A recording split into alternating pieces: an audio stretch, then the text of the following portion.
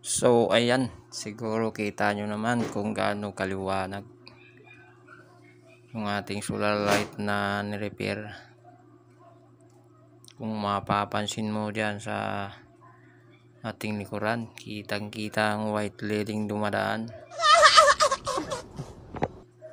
Kapag hinarap ko yung solar light ay parang nagiging araw ang gabi. Ginagawa mo? At kapag tinalikod ko ay napakadilim sa aking likuran.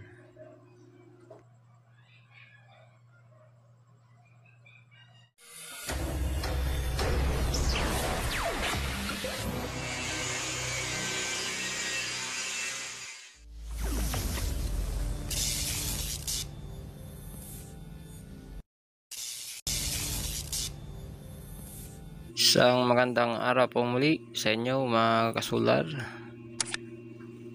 May share na naman akong panibago sa inyo. Mayroon na naman tayong re-repair na isang street light. So ito ay medyo malaki, mahaba. What? Kapag susukatin ito ay mayroong haba siyang 108 cm. Tapos yung lapad naman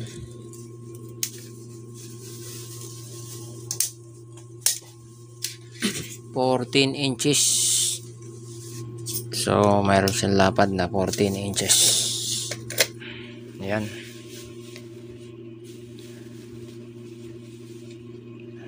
Napakabilis na daw po itong malubat.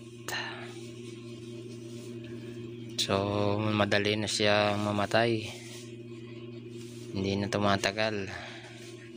So ayan, operahin na natin ito.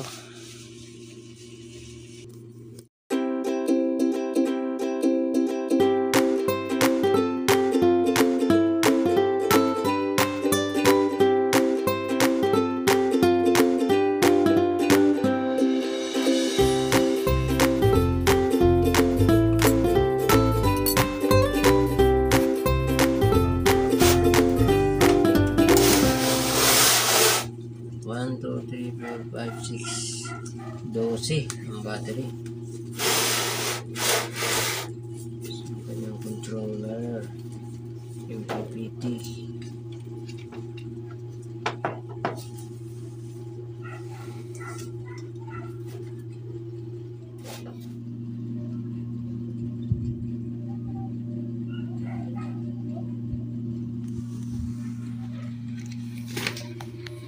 Meron siyang 36 amp hour yung battery capacity. So check natin yung battery kung ano ang reading voltage. Try muna natin yung unang cell. So 0, no voltage, nakaparallel yan hanggang doon. So almost 0 na lahat yan.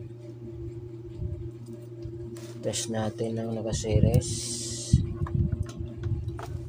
Yun, may 3.2 tayong nare-read. Ay, bagsak na yun. So bagsak na.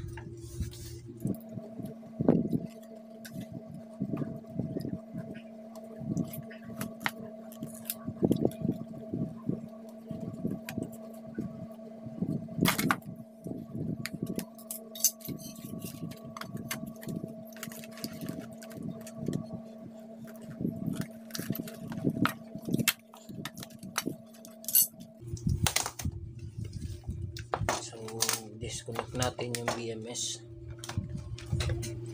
Ibabalik ulit natin itong BMS nya. Importante ito.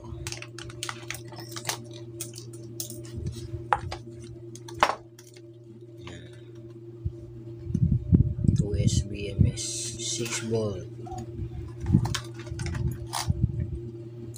So malinis naman yung kanyang BMS. Goods pa ito.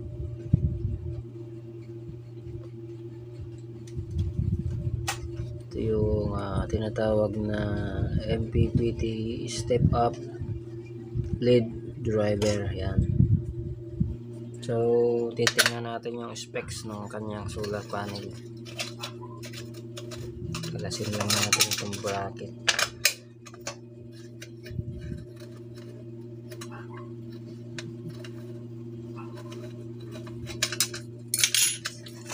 Tingnan natin yung kanyang specs.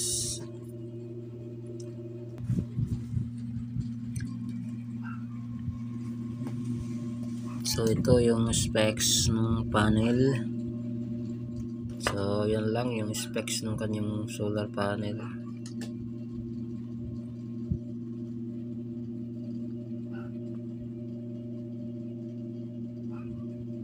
Yan.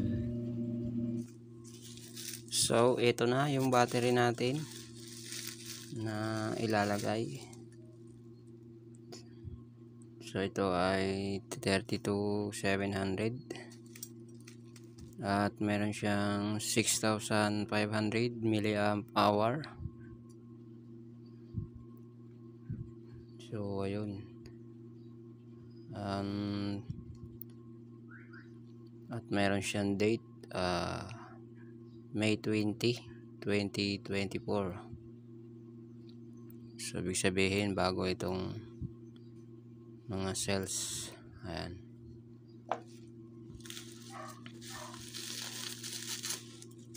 So ang isang piraso po nito ay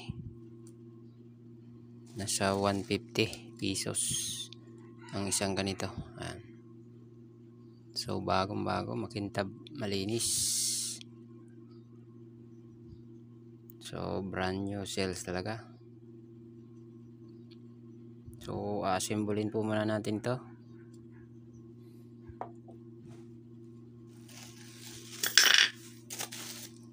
So ang gagawin na po natin ay 18 pieces. Kasi po yung dating naka-install ay 12 pieces. So gagawin na po natin 18 para mas tanggal siya maglubat. So kararating-rating lang po nito. Talagang nakabalot pa. Naka bubble wrap. So, ayan, buksan lang natin.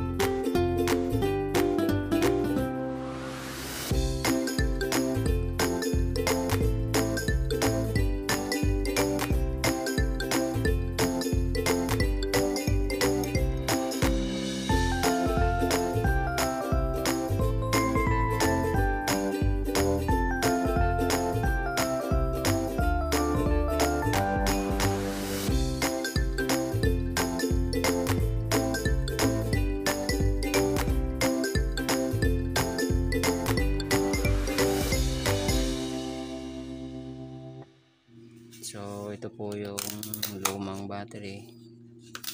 Yan, 12 pieces lang po yan. 1, 2, 3, 4, 5, 6, 7, 8, 9. So 2S9P ang ating gagawin.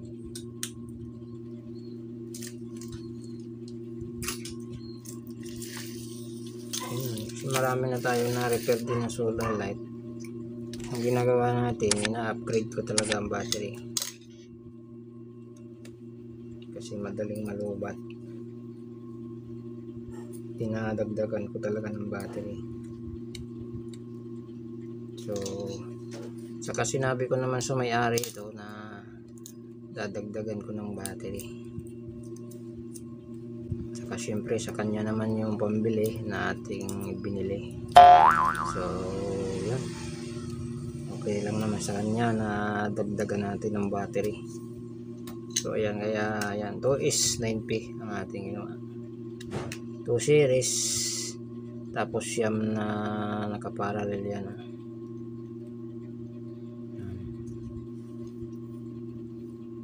So napaka kunat na nito, kunat na ito mag-charge. So ipapacking lang natin ito, or battery wrap natin ito para safety naman.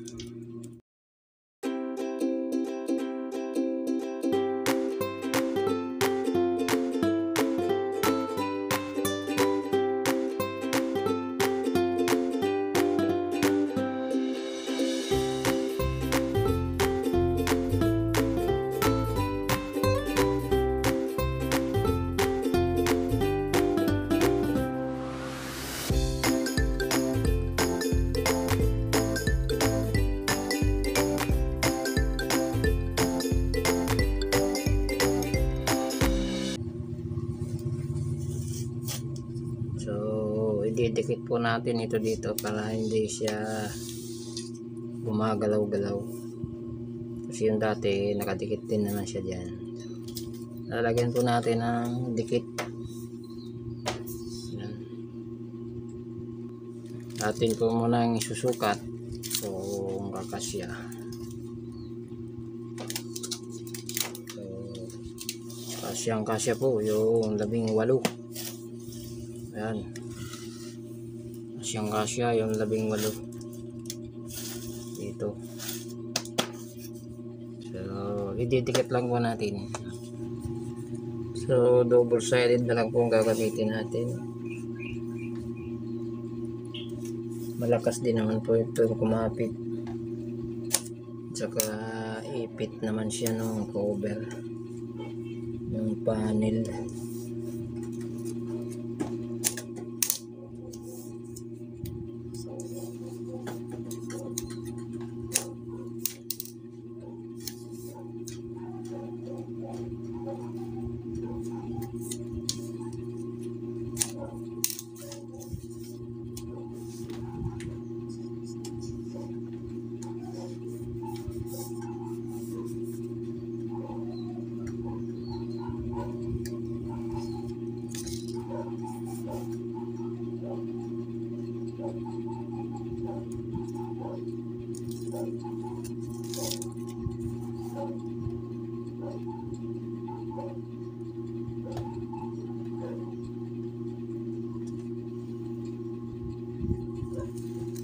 Yung dati double sided din naman po ang ginamit.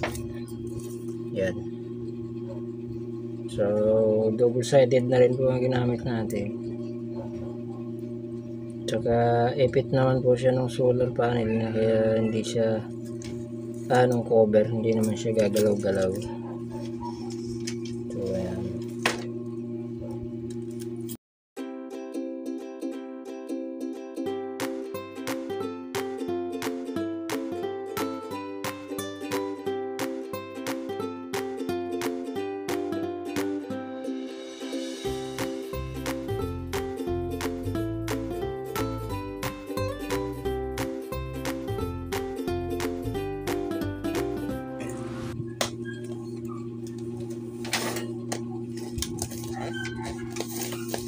So yan, nakikabit na po natin yung battery.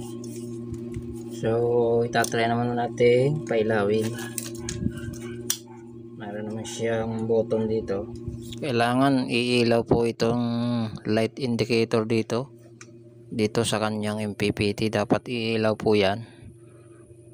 Pag umilaw po yan, dapat iilaw din doon sa kanyang mismong LED niya. Dapat iilaw po ito pag pinindot natin. Ayun, umilaw. Tapos umilaw na din doon. So okay na to. Ayan. Yun, umilaw na. Power off natin. Yun. Power on.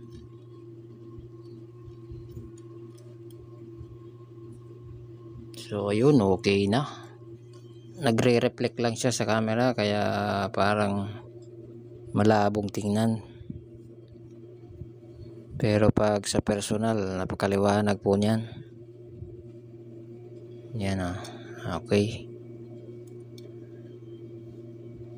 So ayun, working na.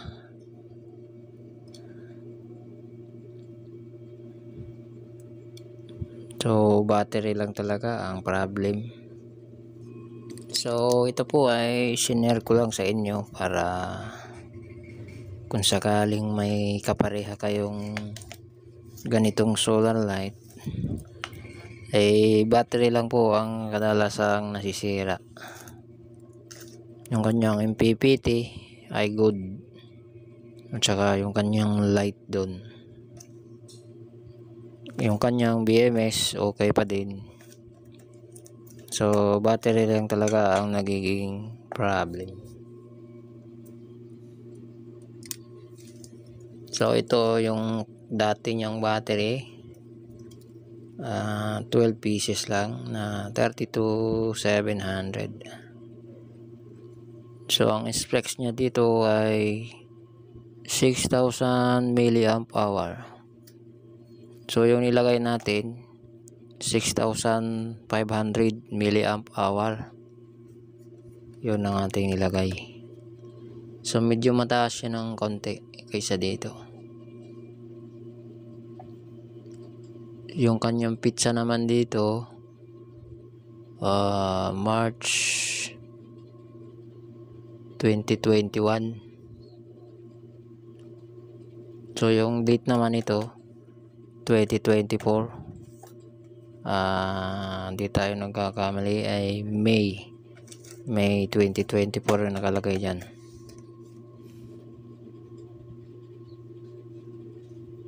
So yun lang po, okay na uli itong solar light.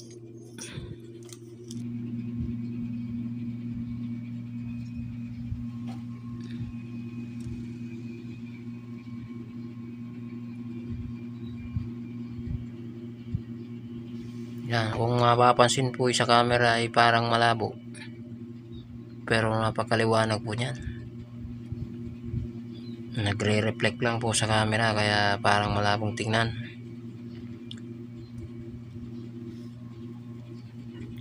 So itatry po natin itong kuna ng video mamayang gabi kung gaano kaliwanag.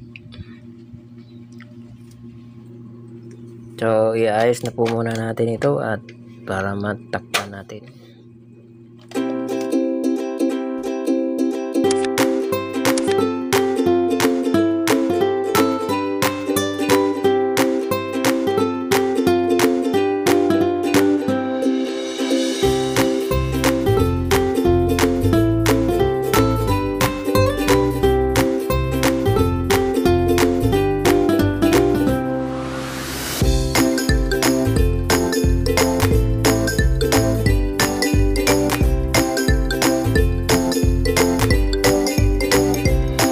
So okay na, natakpan na po natin. Ibalik na natin yung kanyang bracket. Try natin uling pailawin. Yung liwanag, lakas, ayos.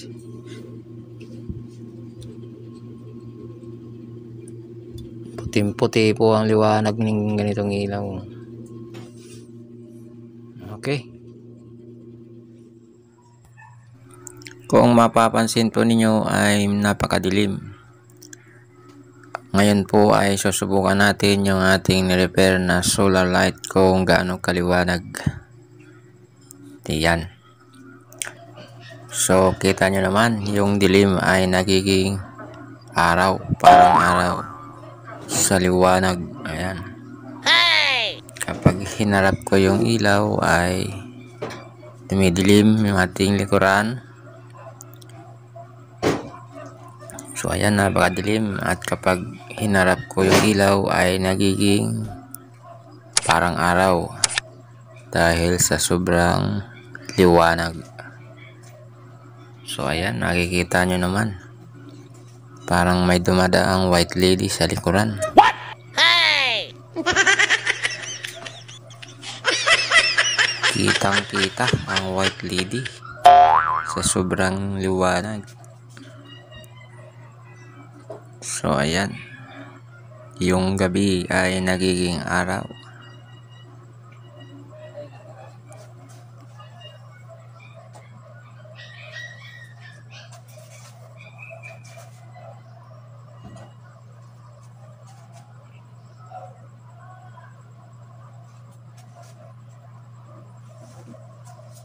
Grabe liwanag, super bright.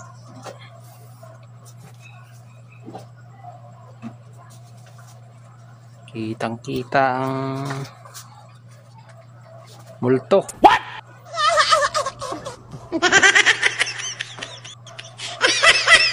So ayun, okay na yung ating repair na solar light. So ayos. So yun lang po mga ka-solar.